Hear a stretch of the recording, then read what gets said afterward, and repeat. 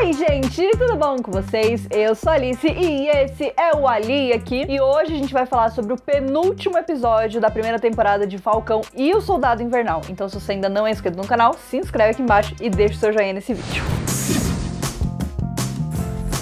Estamos chegando na reta final de Falcão e o Soldado Invernal e eu preciso dizer que esse episódio foi tiro, porrada e bomba desde o começo. Eu tinha falado pra vocês que eu tinha achado o episódio passado um pouco morno, né? Não que ele tenha sido um episódio ruim, mas eu acho que ele foi um episódio feito pra amarrar muitas coisas que aconteceram e que, enfim, precisavam ter essa base pra gente poder seguir pra essa reta final, né? Pra esses acontecimentos finais. E eu não poderia estar mais animada pra o que vem pela frente, porque assim, esse episódio foi fantástico, fantástico, fantástico mesmo. Nessa última semana estavam rolando alguns rumores, né, algumas especulações de que um grande personagem da Marvel apareceria nesse episódio, né, e que seria interpretado por um grande ator ou uma grande atriz, né, alguém muito conhecido. E eu confesso que eu tava com um pouco de medo. Não das minhas expectativas, porque assim, eu não tinha muitas expectativas de quem poderia ser. Eu tava com o coração bem aberto, pode vir quem for, é isso aí. Mas, às vezes eu fico com receio quando tem essas grandes revelações, esses grandes momentos, de que o episódio em si pudesse ser meio qualquer coisa, só por conta desse grande momento ou dessa grande aparição. Eu estava com receio por conta disso, mas por um receio meu mesmo, não por nada que tinha sido dito, né? Pra construir a chegada de um grande personagem, né, ou enfim, de um grande ator dentro da série, pode acontecer alguma coisa assim. Eu fiquei muito feliz que não aconteceu isso, e a gente vai falar já um pouquinho sobre quem apareceu, mas daqui a pouco. Primeiro, vamos seguir a ordem cronológica dos eventos do episódio. O episódio passado terminou com o John Walker matando um cara a sangue frio ali na praça, na frente de um monte de gente. E obviamente que logo no começo desse episódio a gente vai ver um grande embate em relação a isso do Sam, do Bucky, contra o John Walker. Eu acho que é uma das melhores cenas de ação que eu já vi no MCU. É uma cena, assim, muito real.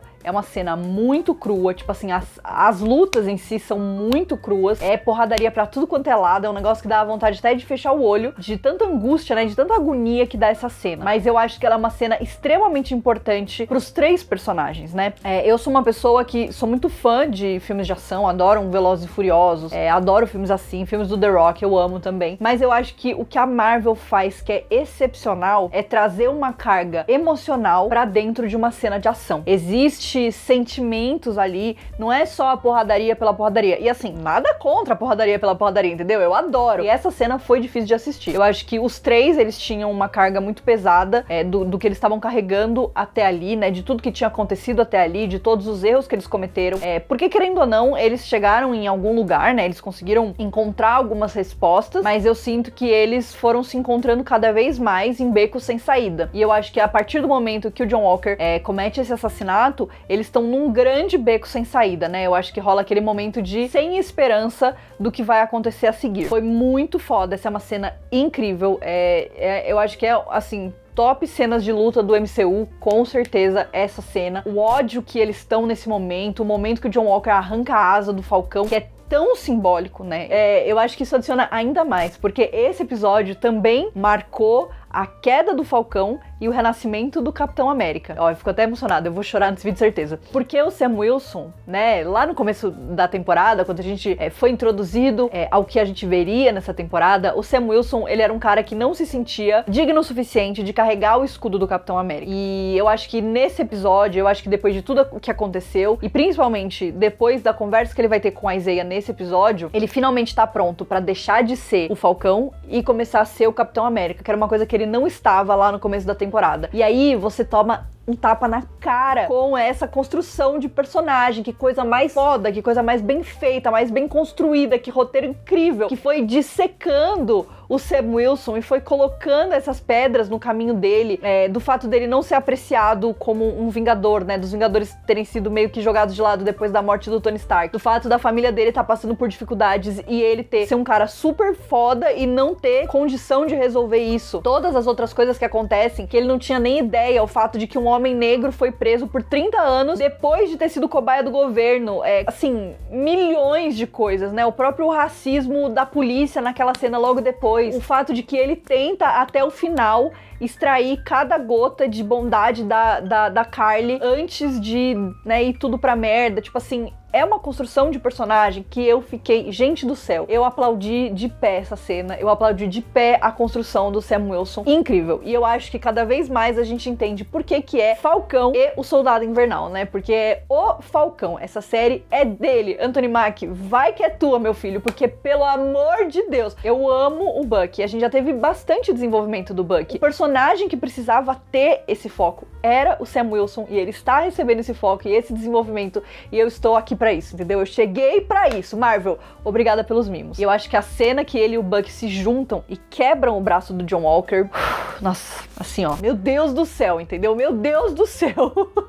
Meu Deus, que cena foda, sério. Foi assim, o jeito de começar esse episódio já com 2 pés na porta pra você entender que o bagulho ia ser louco. Mas a gente também teve um desenvolvimento muito grande do John Walker. John Walker foi um personagem que foi introduzido dentro da série e ele cresce a cada episódio. E nesse episódio ele atinge o ápice. Ele é o vilão, ele é um cara do mal, né? E ele é do mal porque as circunstâncias fizeram ele um cara do mal. Ele não é um cara que nasceu e já foi, já apanhou e já, né, tipo assim, virou pro lado do mal. Ele é um cara que foi condecorado pelo exército, ele é um cara super, né, bem visto no exército americano, pelo governo americano. Ele foi o escolhido pra assumir o manto do Capitão América, honra, medalhas, tudo, né? O cara tinha tudo. E em questão de semanas, né, ele perdeu tudo. E assim, lógico, tem muitos fatores externos, mas no fundo ele era aquele cara, ele era o cara que ia ficar com sede de poder, ele era o cara que não ia conseguir superar aquilo, né? E eu acho que esse episódio tem uma cena,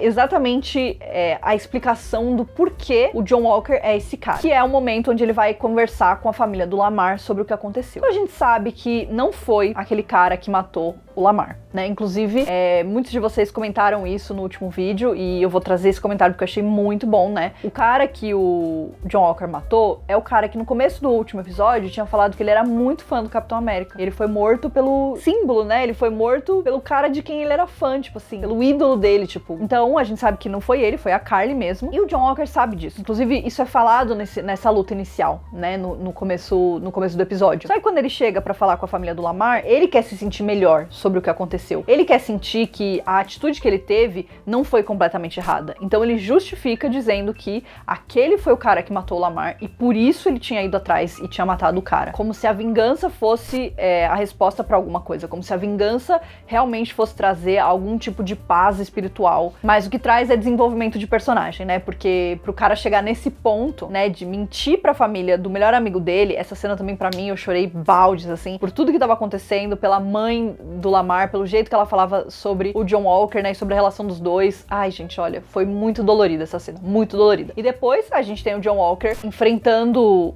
as consequências dos atos, né, porque afinal ele fez isso fora dos Estados Unidos. Isso foi visto como um ato complicado, né, complexo, na boa relação dos países e tudo mais, o que eu achei uma coisa muito interessante deles adicionarem também. E aí o John Walker foi excluído de tudo, ele foi tirado de tudo. Então ele não faz parte do exército, ele perdeu as medalhas, perdeu todo... ele perdeu tudo, né? O drama de John Walker, perdeu tudo. Perdeu as medalhas, perdeu a posição dele no exército, perdeu o manto do Capitão América, ele perdeu qualquer tipo de compensação financeira que ele poderia ter. E aí ele até reclama, ele fala, não, mas eu fiz isso porque vocês me criaram, vocês me construíram pra ser assim. Que ainda é mais uma crítica em relação ao governo americano, né? O quanto, e eu acho que depois a gente ainda se aprofunda ainda mais nisso, porque a gente tem, né, a pessoa que vai encontrar o John Walker. Já a gente vai falar dela. Mas é muito bom que eles comentam exatamente que o governo americano vai jogar ele na fogueira pra limpar a própria barra, né? Pra eles não importa, ele é só mais uma pessoa, ele é só mais um número, mais um nome. Então o governo quer limpar a barra e faz isso com o John Walker. E essa cena também desse tribunal, né, dele é fantástica, ele explode, é muito boa. Pra mim isso tá coroando esse desenvolvimento de personagem do John Walker. E agora sim a gente vai falar sobre a Condessa Valentina Allegra de Fontana, que é a nossa personagem interpretada pela Julia Dreyfus, que talvez vocês conheçam por causa de VIP. Ela ganhou vários Emmys, vários prêmios, ela foi assim aclamadíssima por causa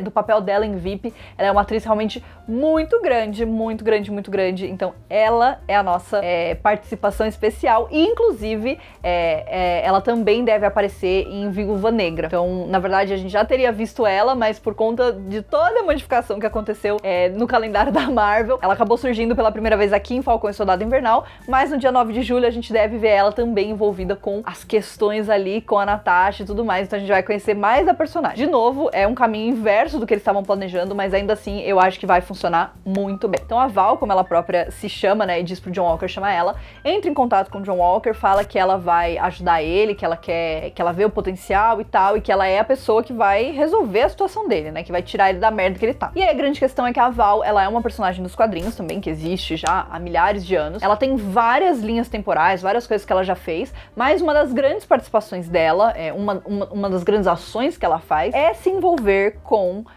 a Invasão Secreta, que é a série que vai ter o Nick Fury, que vai ter os Skrull, que a gente falou também lá do final de WandaVision. Então, mais uma vez, a gente tá aqui, ó, amarrando mais uma cordinha, né, aqui nesse grande pacote que é essa união do MCU nessa fase 4. E a Val, ela também é conhecida como a pessoa que é o oposto do Nick Fury, no sentido de que, enquanto o Nick Fury tava lá tentando juntar os melhores heróis pra formar os Vingadores, né, que foi a ideia dele, a Val, ela tenta fazer o mesmo com os super vilões. Então ela vai atrás de pessoas que têm coisas, né, a resolver, que têm superpoderes, e ela vai tentar formar esse grupo que é o Thunderbolt. Obviamente, o John Walker, né, o nosso US Agent agora, sim, é uma ótima adição a este grupo, então faz sentido que a Val queira ela. A gente teve a resolução do caso do Zimo, então ele foi levado pra Wakanda e ele vai ficar preso lá em Wakanda. E então eu acho que a Val, ela talvez pode ir atrás do Zimo ou de outras pessoas que estejam presas em Wakanda também. Então eu acho que isso também é a introdução e pode significar que a gente vai ver mais da Val lá em Invasão Secreta. Então, assim como a Marvel está construindo os Jovens Vingadores, também está construindo Invasão Secreta bem aos poucos, pra quando chegar no momento da série o bagulho já tá estourado, entendeu? Então foi uma adição muito legal, que inclusive amarra com a nossa cena pós-créditos. Esse episódio teve uma cena pós-créditos. Se você não assistiu e você não quer saber, dá uma puladinha aqui no vídeo rapidinho, e aí depois você vai assistir, depois você volta. Mas enfim, é uma cena bem rápida, mas é uma cena muito boa do John Walker reconstruindo o escudo do Capitão América. Já tem vários memes, né, dele construindo o escudo de papelão e tal, porque, sei lá, né, ele não é os caras de Wakanda e ele também não é o Tony Stark. Então, ele tá lá martelando, né, fazendo o escudinho dele, e significa que John Walker, assim, não foi a última vez que vimos John Walker. Talvez ele até apareça pra dar uma bagunçada, né, no que vai acontecer no último episódio que vai ao ar na semana que vem. Bom, voltando então pra história principal. Sam Wilson, depois de tudo que aconteceu, ele perdeu as asas do Falcão, né, inclusive a gente tem um momento muito importante onde ele encontra o Torre, que é aquele cara que apareceu também lá no começo da temporada, que todo mundo ficou apaixonado, inclusive eu fiquei apaixonada por ele. E o Torre está lá ajudando o Sam, né, a resolver a situação e tal, e ele conta que eles foram tirados do caso, que agora o governo vai lidar com a situação. Obviamente que o Sam não aceita isso, né, ele fala, não, a gente vai continuar resolvendo isso porque o governo não vai dar conta, mas o Sam perdeu as asas, né, as asas estão destruídas, não tem o que fazer. Então o Torres pergunta, você não vai querer levar as asas? Ele fala, não, pode ficar. Essa é mais uma peça na construção do personagem, na queda, entre aspas, do Falcão e no renascimento do Capitão América, né? No renascimento do Sam Wilson como Capitão América. Então ele passa esse manto pra frente e provavelmente a gente deve ver o Torres como o novo Falcão, e eu estou muito animada pra isso. Meu Deus do céu, estou muito animada. E aí, depois disso, o Sam volta pra família dele, e eu acho que essas cenas são muito legais também, porque elas acabam sendo um momento onde ele e o Bucky começam a se conectar de novo, né? E eu acho que no final, inclusive, quando eles se separam, que cada um vai pra um lado, né? Que inclusive é uma cena que passou bastante nos trailers, e eles têm uma conversa ali, eles falam, a gente é amigo, né, o nosso amigo em comum não tá mais aqui. E aí, o que isso faz da gente, né? E eu acho que nesse episódio eles conseguiram construir finalmente essa relação deles, por mais que eles não sejam super amigos, por mais que nenhum deles vai ser o Steve do outro, né? Porque o Steve foi uma pessoa muito importante pros dois. Então, eles não vão preencher o espaço do Steve, mas é muito importante porque o próprio Buck fala que o escudo era a única família que ele tinha. É muito legal que o Sam tenha aberto as portas da casa dele e da família dele, né? Então no momento que o Bucky vê também os sobrinhos do Sam brincando com o escudo, ele dá um sorrisinho, tipo, ele fica feliz com aquilo, entendeu? Pra ele é aquilo, eu acho que o Bucky, ele esqueceu que ele pode viver a vida, que ele pode aproveitar a vida, né? Que ele pode ter coisas na vida, porque ele tá muito preso na vingança, que também é uma coisa que ele e o Sam acabam conversando no final, né? O Sam dá um puta discurso pra ele, que é super lindo, eu chorei também horrores, pra colocar o Bucky no caminho dele, né? Pra falar, Bucky, você não precisa se vingar de todo mundo. Então, pra mim, mim, essa conversa deles nesse momento final foi incrível. Eu acho que é muito simbólico o fato de que eles estavam jogando o escudo, né, e treinando com o escudo nesse momento, e o Sam tá fazendo o que ele sempre fez, que foi aconselhar veteranos de guerra, que querendo ou não, o Bucky é um veterano de guerra. Ai, gente, olha, pra mim também essa cena foi tudo, uma cena maravilhosa, perfeita. Ave Maria. Meu Deus do céu, fiquei muito nervosa. Mas antes disso, a gente teve uma conversa muito importante do Sam com o Isaiah, né, onde o Sam quer entender mais da história e o Isaiah finalmente conta a história dele. Ele conta que o governo enterrou todos os colegas dele, porque eles não queriam que aqueles experimentos acabassem sendo vazados, né, e que as pessoas descobrissem sobre isso. O Isaiah conta que a história dele foi apagada. É um diálogo, assim, que os dois têm. É muito forte. É muito forte, eu chorei muito nessa cena também, eu fiquei muito emocionada. Essa história do Isaiah Bradley, ela é baseada numa história real que aconteceu nos Estados Unidos, então acho que é ainda mais chocante, ainda mais impactante. É um momento muito forte, onde o Isaiah fala que ele não enxerga, né, que ele vê como os Estados Unidos sempre tenta abafar as histórias dos negros, e isso se repete o tempo inteiro, enquanto o Sam tem uma visão completamente diferente, porque ele teve vivências diferentes, experiências diferentes, e ele ouve essa vivência do Isaiah e ele entende isso, né? E o Isaiah fala uma coisa muito forte, meu Deus do céu, que é que eles nunca vão deixar um homem negro ser o Capitão América. Mas nem que seja na marra, entendeu? É muito legal conhecer essa história do Isaiah e é muito legal o quanto isso impacta o Sam. O próprio Sam, ele não, até esse momento, ele não se vê capaz de assumir o manto do Capitão América, e de repente eu sinto que ele ganha um propósito, que é não deixar que a própria história dele seja apagada, né? O Isaiah tá lá, ele tá vivendo a vida dele depois de tudo isso que ele passou, e ele não quer que a história dele seja usada agora, porque ele sabe que a partir do momento que descobrirem que ele está vivo, a vida dele vai virar um inferno de novo. E claro, no final a gente tem o Bucky trazendo um presente de Wakanda pro Sam. A gente não viu o que entendeu? Ele abriu a maleta e aí ficou mostrando a cara dele e não mostrou o que mas eu poderia apostar com vocês, assim como eu tenho certeza que vocês apostariam comigo, que é um uniforme do Falcão, né?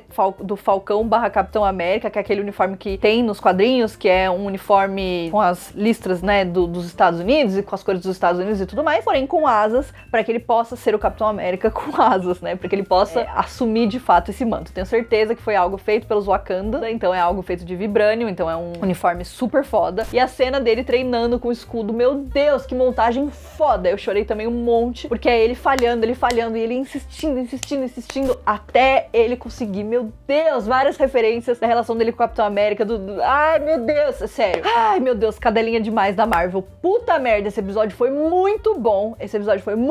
Foi surto atrás de surto atrás de surto. Esse último episódio vai ser tudo. Então é isso, espero que vocês tenham gostado desse surto em forma de vídeo. Não esquece que semana que vem a gente tem a última análise de Falcão e o Soldado Invernal. Triste, porém feliz, porque em junho estreia o Loki e a gente vai ter análises aqui no canal também. Estou muito animada pra série do Loki, estou muito animada pra esse último episódio. Ai meu Deus do céu. Espero que vocês tenham gostado e a gente se vê no próximo vídeo. Um beijo.